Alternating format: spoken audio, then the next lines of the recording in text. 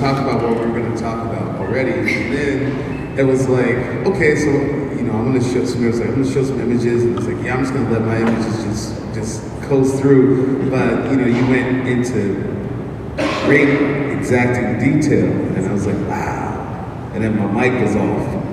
And so I'm just sitting here like twiddling my thumbs, like, there's so many things I want to say. It was like, yep, I'm just going to sit here. Fall asleep. No, I wasn't falling asleep. You know, it's Sunday. I was actually going to... Do you want me to play your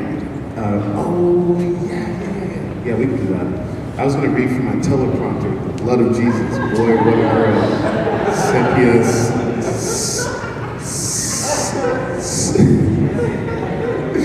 Sorry.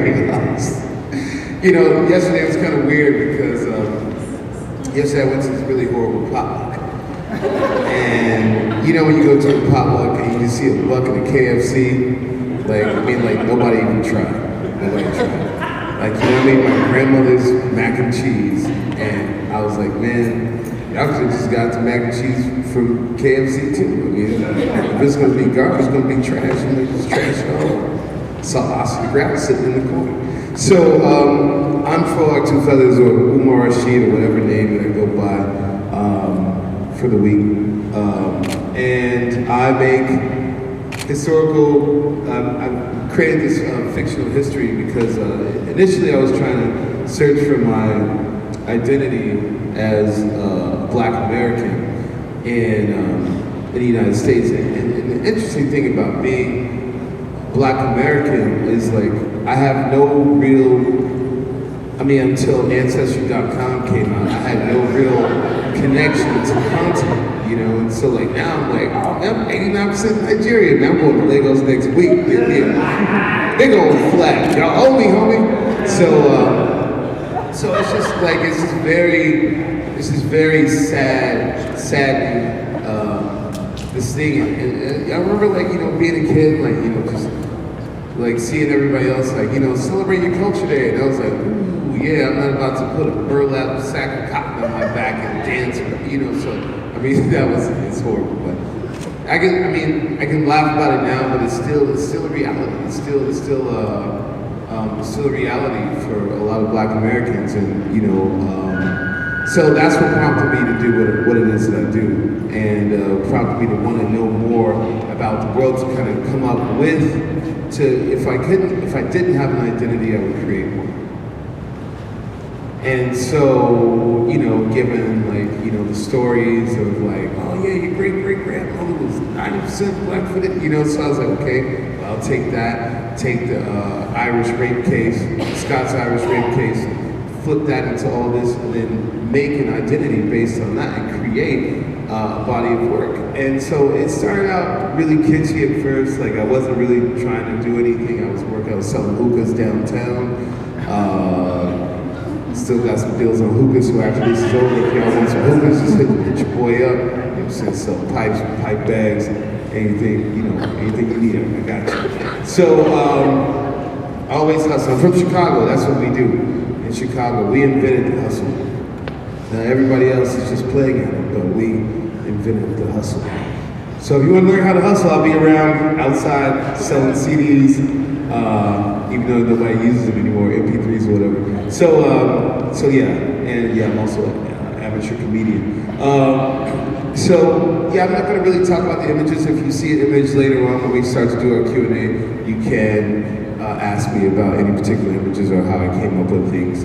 But you know, I just want to talk, you know, since this is the artist talking, I'm talking to my peers.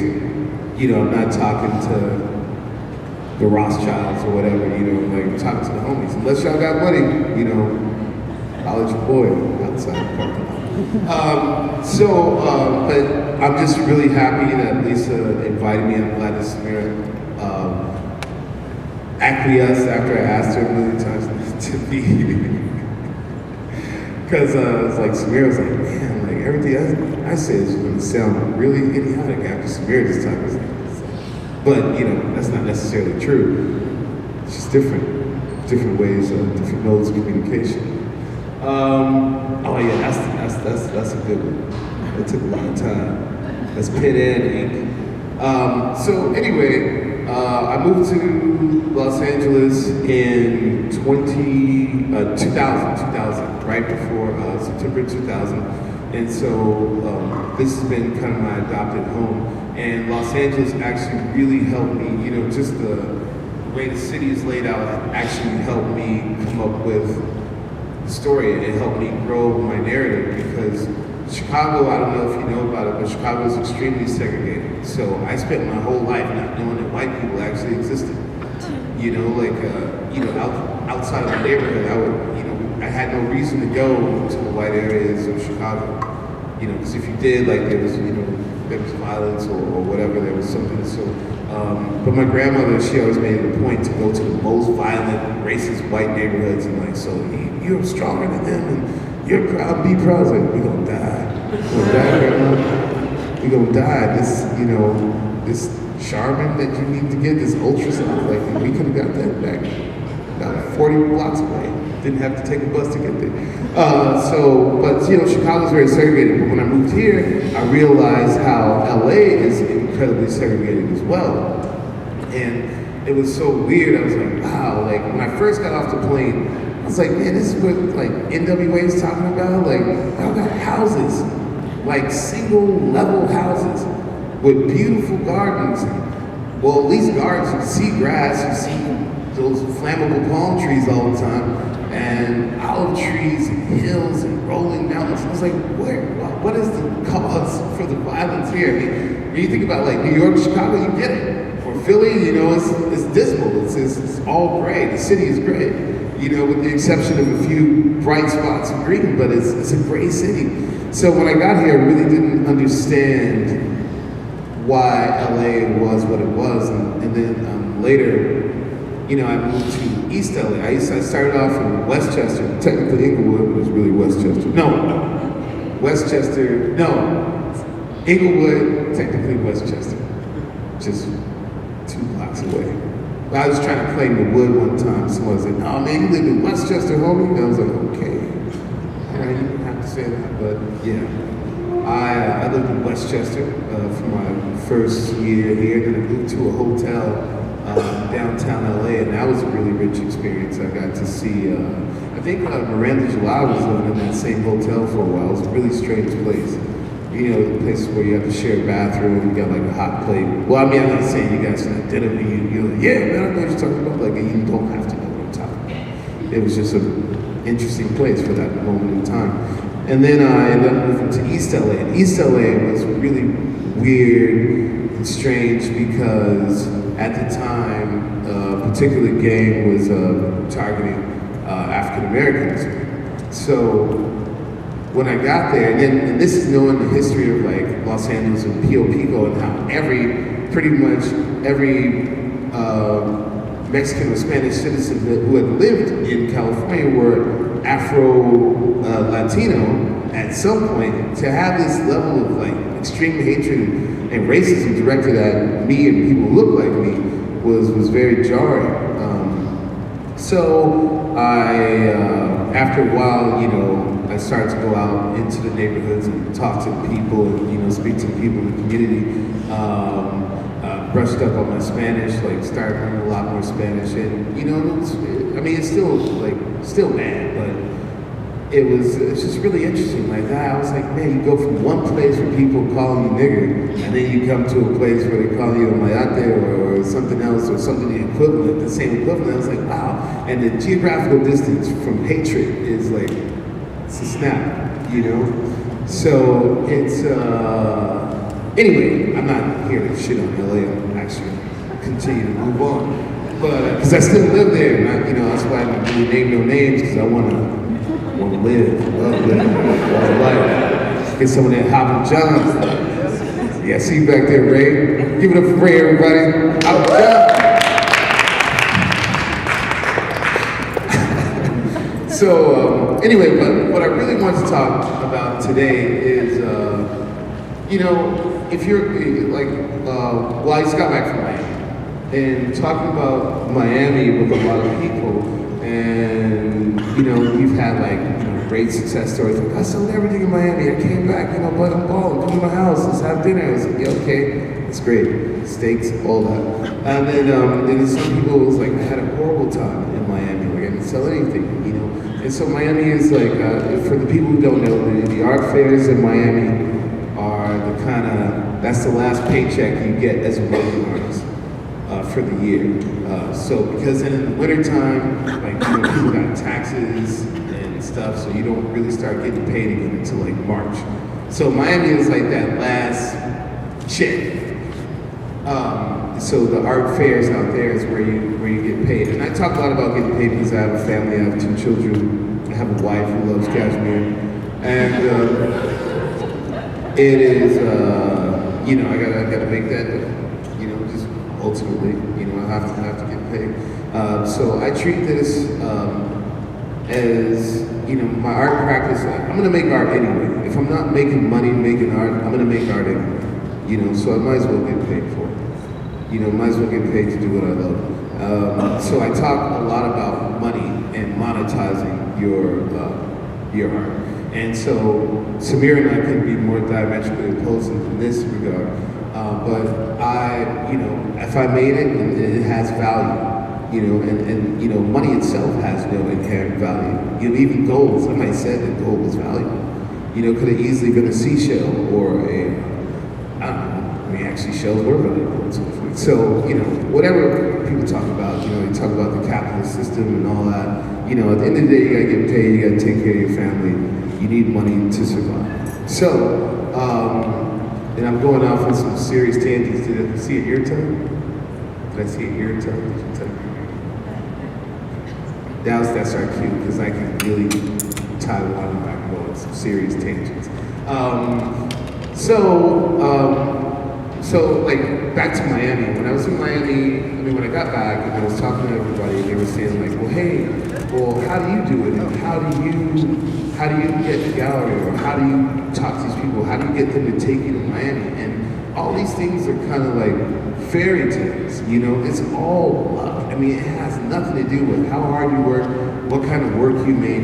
It doesn't matter, like that'll keep you going. Like you gotta work and you gotta hustle or do whatever, but it's not a hustle. It's nothing that you can quantify. It's nothing that you can write down. That's why there's no manuals on how to make it in the art world, how to make it in the art world that actually work. Because it's all you, it's your connections to the people. I would say, what I did when I got here after summer hookahs, I just hung out at all the cool parties where everybody got really, really drunk, like bad. Any kids in here? Okay. Don't drink, kids. It's bad for you. Don't smoke cigarettes. And so anyway, I would hang out at all these different parties, and then this person had a gallery. So this person had a coffee shop, so I was showing the coffee shop, then I was showing the gallery, and then I was showing the coffee shop again, and then there was like this big giant thing with 100 artists that no one's hung salon style. No one's gonna see you work, and I did these things, and I just worked. And I just worked that circuit. It was like the chitlin circuit, just worked the circuit up until one day somebody was like, hey, I'm starting a gallery, and I want you to come with me. And I was like, I didn't even know what that meant. Because I didn't think that art was valuable, I knew it was valuable, but I didn't think that anybody would want to be interested in anything that I did.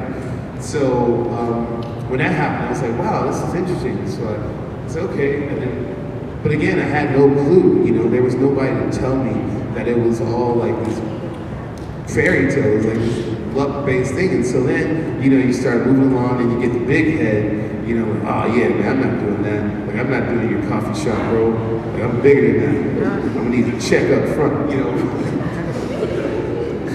Actually, that didn't happen. That was, we were referring to that as a disaster year in 2013, when keeping it real went wrong. So like after 2013, I was like, well, there is no rhyme or reason to it. There is no, I realized there's no rhyme or reason to this, to making art, and you just make it. You just do your thing. You don't need a studio. I still paint 90% of the things that I paint inside of my kitchen. you know, like, and that's because the kitchen for me is a very comfortable place because I eat there. You know, in the summertime, I take all that Jumex, like mango and guava, and make these like really freezy things, like, you know, like a freeze pop. Well, it was called in Chicago, I don't know. Raspados, I don't know. Like, anyway, so, you know, still make 90% of my work in my kitchen. I have a huge studio in East LA to work out of, but, you know, and I don't mean to sound all sappy, but I can get very sappy at times, and, you know, just keep doing what you're doing, you know, but believe in your work the most, and try to go out at least once or twice a week, go see some shows, and, you know, and then you'll get in there, you know, you will be found. You will be found. If that's your objective, you will be found over time. But don't get burned out, don't get bummed out when this person's doing great, you're not doing great. Just exist. You know, it happens to you because a lot of people right now, they will, you know, some people crash and burn. Some people will have my 2013. But now it's 2017, I'm all the way up. You know what I'm saying? Just want to let y'all know, just in case y'all must have forgot. Wait, did these circle back? These circle back? Oh. Yeah, so how long was that? It was about 15 minutes? It was 35. That was 25? Oh no, I'm all the way up. I got an end on that one. It's 15? Oh man, well. Can you tell us more about 2013? What happened? Oh, 2013 is God. Nah, that's gonna be in the book. I gotta pay for that. 2013 was a disaster. No, I can't talk about it. It was just basically I was being represented by 3 galleries in 3 different cities, and you know I would you know just like you know like I don't want to do this, and you know some artwork would fall apart, and I said I don't want to repair it. I'm not an art repair man. You see art restored on my title card, you know, and okay. Thank you for listening to my meandering diatribe. Okay, hi, I'm Lily Bernard, and this is a Prohab question. So I heard that your history is from your imagination. Mm-hmm. What about the iconographic images I see that seem kind of like spiritual or religious? Can you talk about that? Yeah. So my father, my mother, in the '70s had traveled a lot to Nigeria, Ghana, Cote d'Ivoire, and Senegal, and they would, you know, bring back these fetishes and stuff. And a lot of their friends were in the Yoruba religion, and my southern ancestry, a lot of people were like kind of witches, or I mean, well, you would call them witches now, but they were, you know, spiritual people.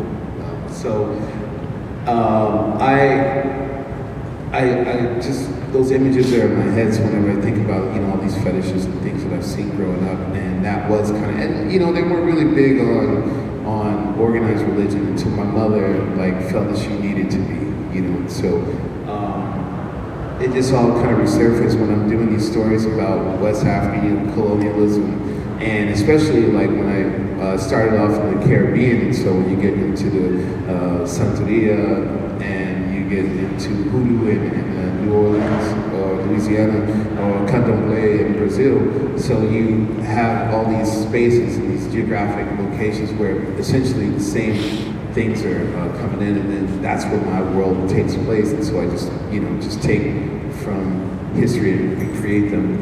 I don't know if you were talking about the cowrie shell pyramid, and then it was like Egyptology, because a lot of it is like straight out of like, you know, I mean, I grew up in the 90s, like in the gold age of hip hop, so, you know, everybody was like a 5%er or studied the teachings of Clarence 13X or Noble Drew Ali, so a lot of this is like, and then also when I was in school, I read a lot of Ivan van Sertima, They Came Before Columbus and things like that, so a lot of these works, these black scholars heavily inform my narrative. because it gave us, it gave me a lot more hope. Because it was to say, like, you know, our history didn't start at slavery, you know, so there was a lot more to explore. It opened up and broadened our world. It's okay. No, I don't think so. There's a lot of images. Oh, at least that's this. Okay. Now it's like, yeah, Jamal, there you go. There you are, bro. I was going to ask a question. So we've seen like a barrage of your images sort of flashing across the screen as you've been talking, and I'm just wondering, trying to, I guess, better understand. So did you create this world to, because you said that you felt like you lacked an understanding of your own personal history before like Ancestry.com and all of this stuff.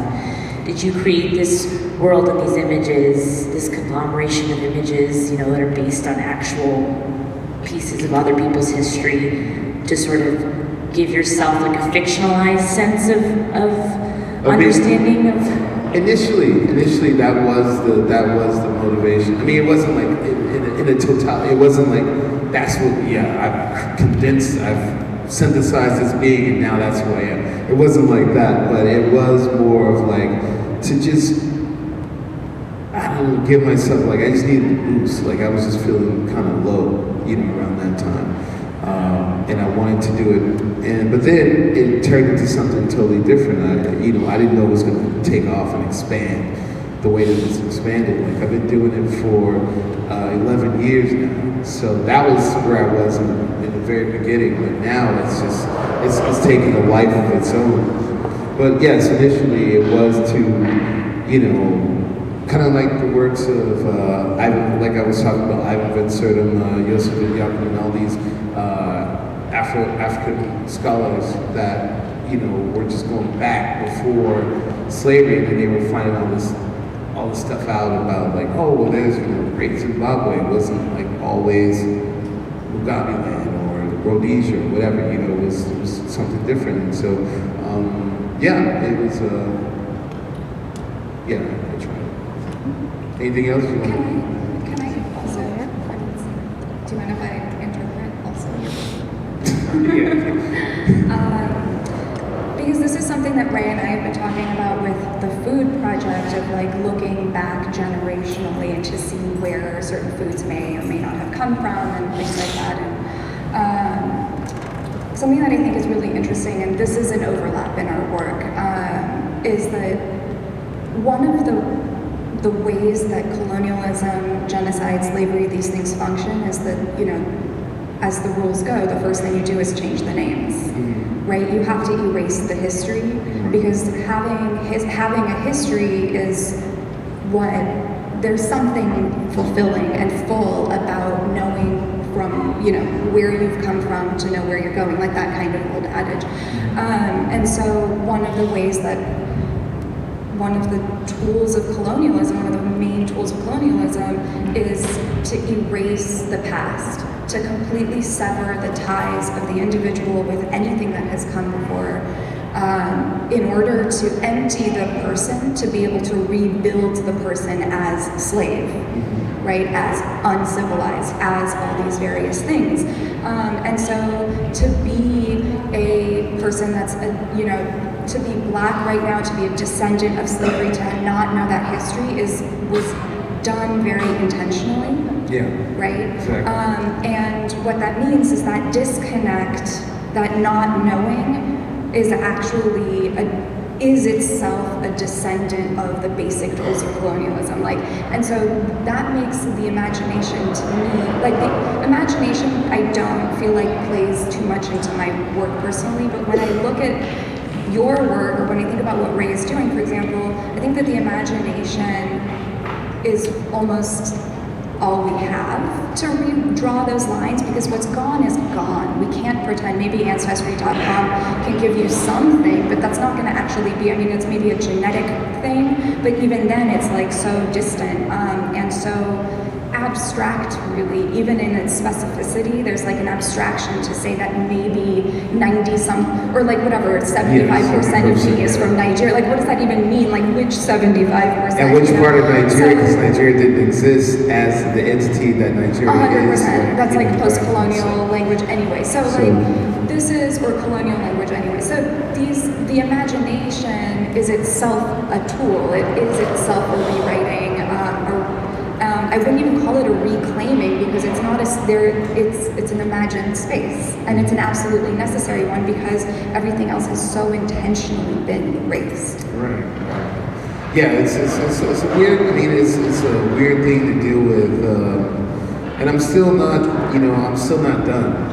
I'm just kind of taking a break in the sense that right now I have what I need to have the feel that I need to keep moving forward within, this thing. And I don't know. Like maybe I'll never know. It's like kind of like Kurdistan.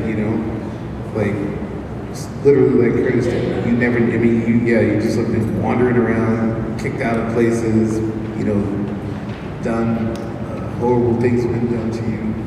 And you just don't know. But at some point, and it's interesting because there's a lot of things, like I read a lot of, watch a lot of YouTube channels with black scholars and they talk about, well, that doesn't matter now. What matters is that, we're here now and what we do as black, we've become our own separate, kind of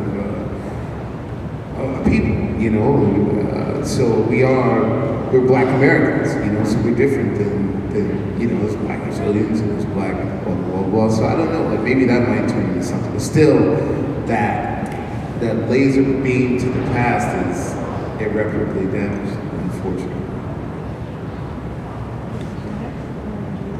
Hi, I'm Sine. Thank you both. It's already starting to happen, but my question was around kind of what your conversations were and what you learned from each other's practice, because you kind of both presented separately. But I was curious about what came out of like the phone conversations you had and what you've learned from each other. I'll tackle this one first. So Samira and I, like again, it's almost like we're running the same path, but Samira just has I think you're more passionate about certain things than I am. Like, I'm kind of like a flowers and chocolates kind of dude. Like the Secret Life of Plants kind of guy. Well, what do you think I am? No, you're like another Stevie album. You're like Hot in July, and I'm like Secret Life of Plants. Like, so I think you're just like, get it down. I'm like, Secret Life, selling your love. Okay, so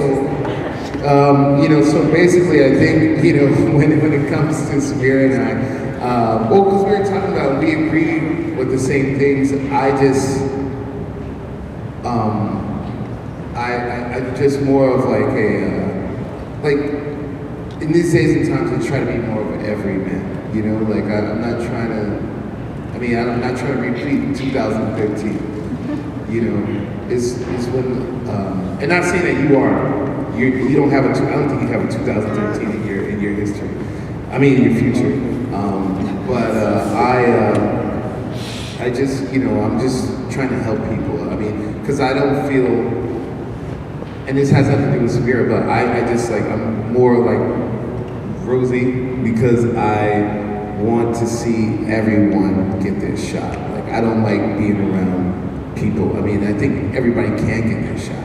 Whatever kind of shot it is, if you want to shoot low, shoot high, shoot through the middle, like, get your shot, Because then once you had it and it's gone, then that's it, You have your 2013, you got to build yourself, go all the way up. Yeah.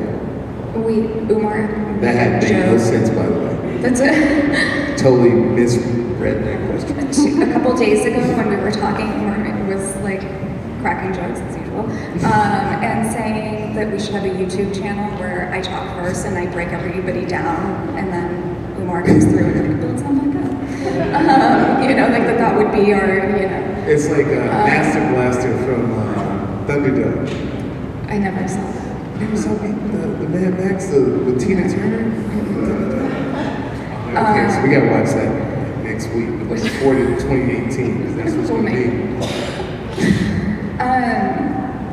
There was one thing that we were talking about, and it was actually the story that I was thinking to tell anyway. Are you going to do that one? I was gonna preface that. Which bit are we gonna do now? Oh yeah. No, I was sharing like a recent experience that I wanted to talk about today with Umar, and he almost was like, I don't mean dismissive in a bad way, but dismissive in the way that he was like, you don't have to worry about that, like don't worry about that, in the sense of like that shouldn't be a preoccupation.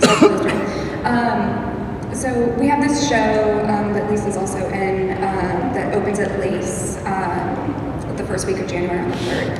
And it's part of the Emerging Curators series, and so the curator, Emily Butts, has like approached us and said that I want to include your work and this and that, and I told her that I wanted to make this new piece that was completely different than anything else, and she was like super into it, and I've been thinking about it for a year and a half, and sort of starts and stops and whatever, just the way it happens in the studio where you put something aside and come back to it. It's totally normal.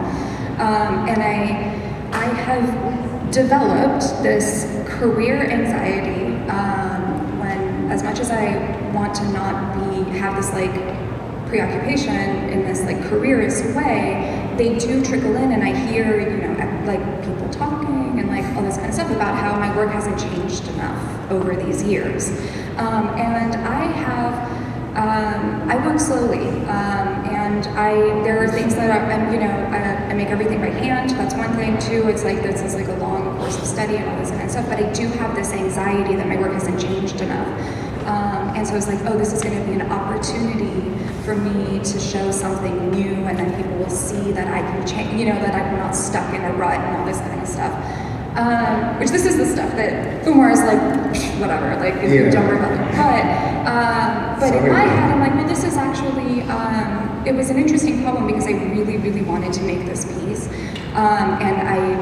It's really intricate, it's different than what I'm doing. It's about Syria, so there's been like years that I've been thinking and collecting images and all this kind of stuff, and I had 10 days to finish it and at least 30 days of work. And so I was like gonna hire assistants, and people were rallying behind me, and my sister was like, I don't have to work on Monday, I'll come help you, you know, just like whatever. People were being really supportive and really like were pushing to like make it happen.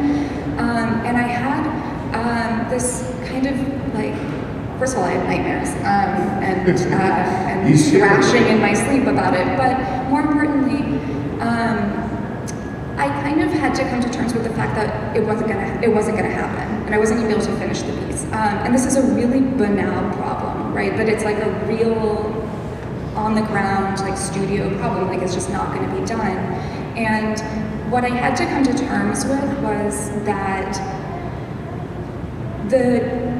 that careerist sort of anxiety was driving me to make work in a way that didn't speak to those values that I was talking about at the beginning, which is to move slow, not to move slow as a value, but if the studio is the place of study and where I get to develop an intimate knowledge of Time magazine and really like get into a thing so that when I have the mic, I have a thing to tell you, then spending 10 days on a thing that should take 30 means that I'm making Syria a pawn in my career. Yeah.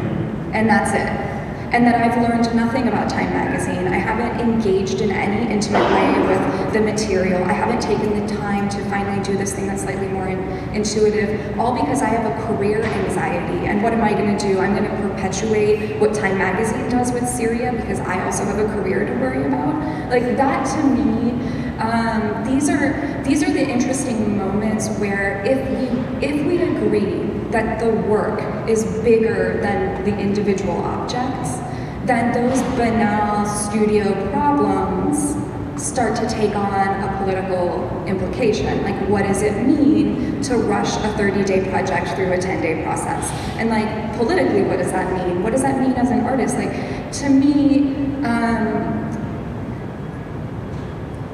I guess I'll just be waiting tables every 6 months or something. I don't know, you know what I mean? But like, and when I sell the work, the other thing is like when the work does sell and goes into like wherever it's going, that's coming back to the studio. To me, I think of money as time. Yeah. I mean, because I don't have a family. This is a completely different thing. I have a family, but like I'm not there are not mouths that I'm like responsible for, right? That like the state knows I have, that I'm responsible for. But like so I get to translate time to money to time. And then I get to think, okay, like this sale means the object that was just me learning something about Time Magazine has this new home, but the money means I get to spend this many more like weeks with Time Magazine in this way. Like that's how and this was like the difference that kept coming up was like I'm taking these little things and blowing them up into like everything means something, everything is political, and I believe that very firmly. So every one of these banal, stupid little decisions about how much work I'm going to put into this next show and all this kind of stuff like means something. And I think that's beautiful. I mean, there's always going to be that dichotomy. Nobody's going to be necessarily right, nobody's going to be wrong. It's just the way you choose to do things. And me, I'm like, if I had a chance to sell it, because I need to get it out so I can work on something else, So because for me, it's not the piece itself, it's the narrative. I mean, it's like 300 years of history. So if I miss out on it, if I rush a painting that should take 30 days to make it into 10, then I'm not. It's fine. I'm just closer to the finish line. 300 years. Yeah, it's like 300 years of history, but but I think it's beautiful. I mean, I think I should use the wrong word. I think it's good for people to know that there are, you don't have to straddle this particular line, you don't have to go this line, you don't have to monetize everything, you don't have to unmonetize everything. It's just that you do what you do, because at the end of the day, it doesn't really matter. We're all going to the same place. See, I think it does matter. And I think that's the thing, is like, I think it matters. And I don't, this is not what I mean to say is like, to me when I hear it doesn't matter, I'm like, no, but actually for me it does matter. And the fact that it matters, this is where we're different, is the fact that it matters is generative to me. Right? And what you're saying, the fact that it doesn't matter is actually generative to you. And I think that's what like a fundamental difference is. Like you need to, because you're doing the speed or you're trying to get through 300 years of history and all this kind of stuff, it's important for you to say it doesn't matter, because then it like makes room for things to happen. And for me, it's like the spark comes from the fact that it matters. So, but I'm saying like ultimately, cosmically, it doesn't matter. Well, you don't matter cosmically. Yeah. You know what I mean? I'm just saying like in the overarching of everything, like it doesn't matter. But like not saying that your process. Like why anything? Like I feel like we could take that cosmically. None of this matters ultimately. Or we might as well do something. Like that's the thing, right? We do exist in this place and time. We have physical bodies, we eat. Right, so why not make it matter? Like why? Do you see what I'm saying? Like if we're going to be on this earth, like this is a real, to me, the fact that it matters. I think just that focusing, like, for me, like I said, like the reason why I'm like this dude is because the energy that I choose to put out into the world is the energy of, I'm trying to achieve a sort of a freedom, like I want to be free, but I know that I have all these constraints. But I want to be truly free, and so the energy that I choose to direct into the world is this free, free sun rock, free jazz, way out the cosmos kind of deal. And I do work, like these drawings, like, well, not this one, but, I had to put all those calorie shells together, those drawings, and, so it's like a lot of, I put a lot of work into what I do, a lot of time, drawing these things, and, all having to come from the imagination, but I just don't think that things, to me, like, and that's the reason why I'm not so socially active, like on the protest scene, because a protest to me, I'd rather, if somebody's doing something important, I'd rather give them some cash so they can start something that we can build, because we can't build if we don't have any, and so when I look at especially the Black community, it's so fractal, like, I don't see how we can actually build and we're like, you know, everybody got really excited about the Alabama thing. It's like, how's that going to benefit black people at all?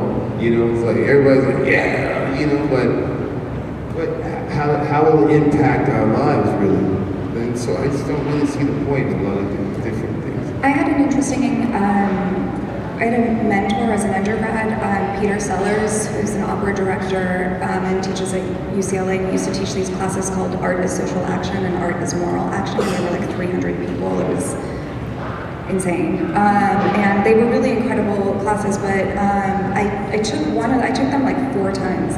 But one of the times that did you take? Yeah, no, but you know what, and one of the times that I took the class was like in 2003, and people were in the streets protesting what was going to be the Iraq War. And one of the conversations that came up in that class amongst like 300 people, you know, in this giant auditorium, was because there was supposed to be a protest that began at the federal building and went through Westwood. And that it was going to be in the evening at like 6 or 7 o'clock. And the debate in the class was why it was so late when businesses were closed and people were already home, and if there was no visibility to the protest, then what was the point of the protest, right? And some people were like, well, you have to do it after that time. It was also a weekday. You have to do it after that time because then the people that are working can participate. Right? And both are right. They're not, right? So that's the question of like, are you doing it for participation or visibility? And we were bouncing back and forth and everybody had an opinion and whatever.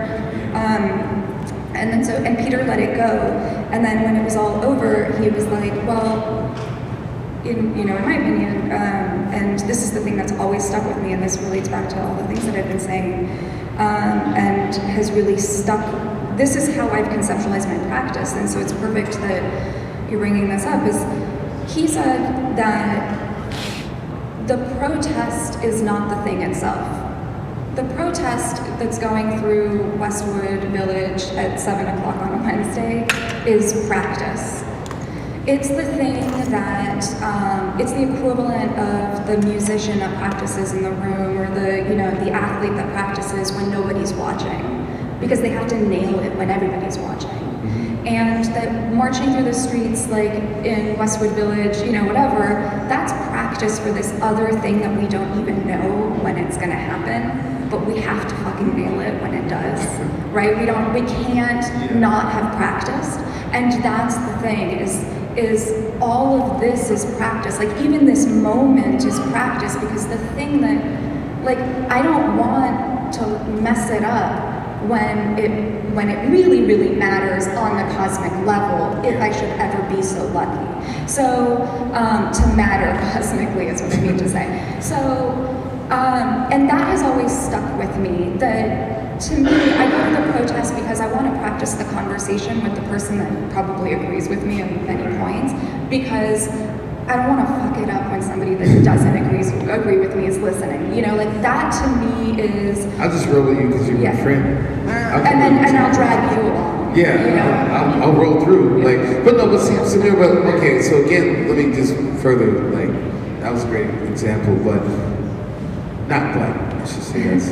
But it's like that's a great example. And no, well, what I deal with is history, and I study a lot of it. And it's not, I choose to work in the colonial era, but I started from the Greco-Roman period, the old ancient Sumerian tablets. And one thing that is unique, that human beings are pieces of shit throughout all of recorded human history. So, and whenever you have an uprising against something, so people let's just say in the past 300 years, you have the French Revolution. French Revolution, hey, we want to be free. Okay, so they get free, cut everybody's head off, open up the Bastille, put the jail re-internet, blah, blah, blah, kill everybody. And then they kill the guy who was doing the killing. And then things get so out of control because most people just want to go to sleep in a warm bed and watch Friends or watch some mundane, ridiculous television show. And then they elect the person they bring in dictators. Like it happened in Rome with Caesar. It happened in France with Napoleon. It happened in Germany with Hitler. It happens Iran in 1970. and it happened, yeah, in Iran. Like there is a repetitive action that happens with human beings whenever and that's what I'm saying. Like, I mean, I'm not saying like saying it doesn't matter isn't going to make that come anymore. But no, nor is saying that it does matter. There's something that we have to do. We have to make an incredible paradigm shift. Something has to change, and maybe it's in between you and me. Maybe it's this bowl of tools that I'm going to try to.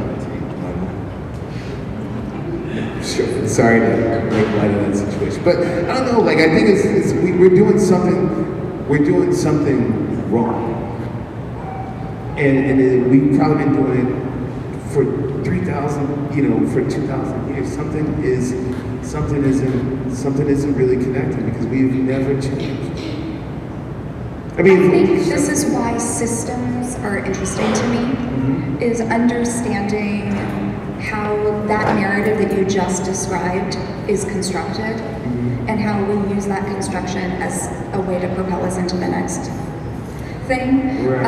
And the more we know about that construction, it's my belief, and I find this experience, right, like all this stuff I've said about Time Magazine is with the hope that the next time you're sitting at the dentist's office thumbing through Time Magazine, because that's the only place anybody ever reads it, that it has a different weight to it, right? The next time you see like a woman in like an Iraqi woman with her hand to her face, like it's now hopefully grounded within a larger narrative that's outside of just what Time Magazine has to say about it. And what I'm always looking for is I'm trying to understand the system so that I can find points of intervention. The intervention is what I'm aiming for, but I have to make sense of the system. Hopefully I'll get to live another 50 years and find interventions. But at this moment, like, you're my intervention, right? You're you're like 60 interventions, because then you get to go out and look at Time Magazine in this intervened upon way, and I don't know what you're gonna do with it.